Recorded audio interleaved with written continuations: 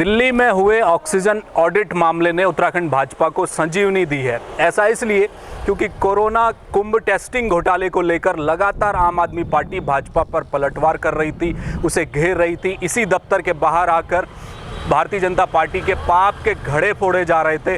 अब भाजपा पलटवार की स्थिति में है और दिल्ली के ऑक्सीजन ऑडिट मामले को यहां से जोड़कर देखा जा रहा है। भाजपा का आरोप है कि उस वक्त केजरीवाल ने उत्तराखंड सरकार से भी ऑक्सीजन मांगी थी, लेकिन गनीमत रही कि तीरथ सिंह रावत ने ऑक्सीजन दिल्ली नहीं भेजी। अगर भेज दी होती तो शायद उत्तराखंड के लोगों को भारी परेशानी झेलनी पड़ती।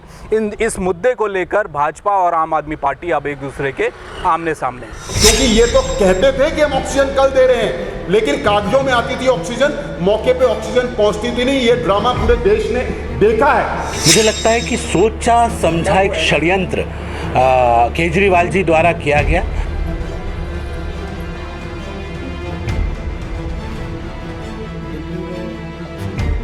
सुप्रीम कोर्ट की ऑक्सीजन ऑडिट टीम द्वारा दिल्ली में ऑक्सीजन सप्लाई को लेकर किए गए सनसनीखेज खुलासे के बाद भाजपा और आम आदमी पार्टी के बीच आरोप प्रत्यारोप की राजनीति शुरू हो गई है। भाजपा ने इस मुद्दे को जोर शोर से उठाना शुरू कर दिया है।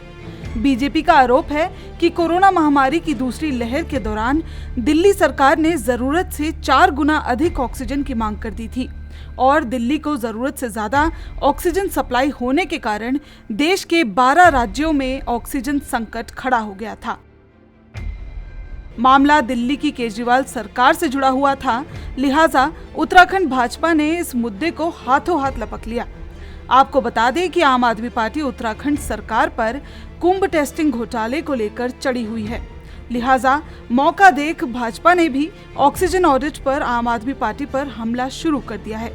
बीजेपी ने आम आदमी पार्टी पर निशाना साधते हुए आरोप लगाया है कि उस वक्त केजरीवाल सरकार ने उत्तराखंड से भी ऑक्सीजन की मांग की थी और अपनी जिद के चलते पूरे देश को संकट में डाल दिया था।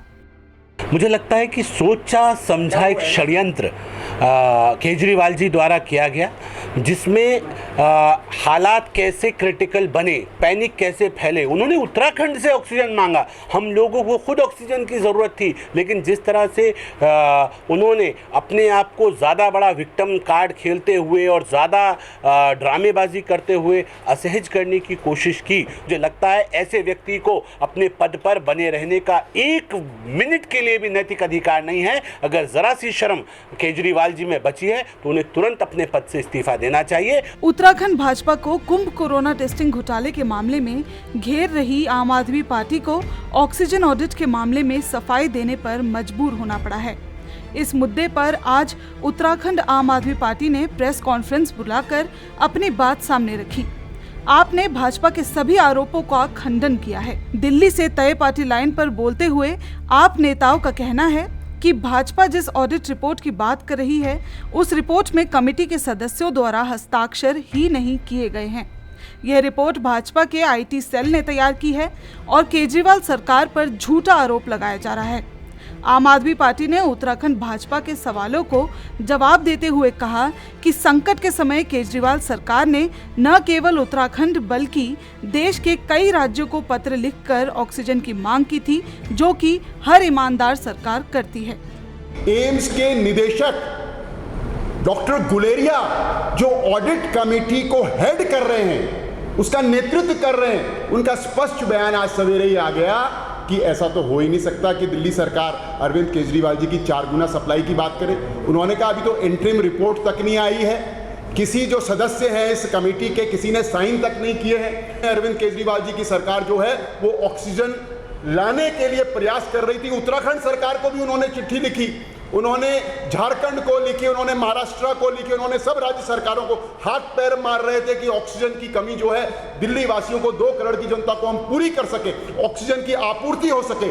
क्योंकि ये तो कहते थे कि हम ऑक्सीजन कल दे रहे हैं, लेकिन कागजों में आती थी ऑक्सीजन, मौके पे ऑक्सीजन पहुंचती थी नहीं। ये ड्रामा पूरे देश ने देखा है। हालांकि आम आदमी पार्टी का आरोप है कि अभी सुप्रीम कोर्ट ने जो कमेटी बनाई थी, उस कमेटी के लोगों के हस्ताक्षर रिपोर्ट में नहीं है, ये भाजपा दफ्तर में तैयार की गई थी।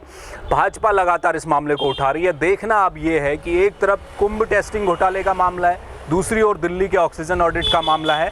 दोनों ही राजनीतिक दल आपस में एक दूसरे पर तलवारें खींचे हुए हैं। आने वाले समय में दोनों दल के क्या रुख रहता है ये देखना होगा। कैमरामैन प्रदीप बिस्ट के साथ हेम भट्ट, जय भारत टीवी।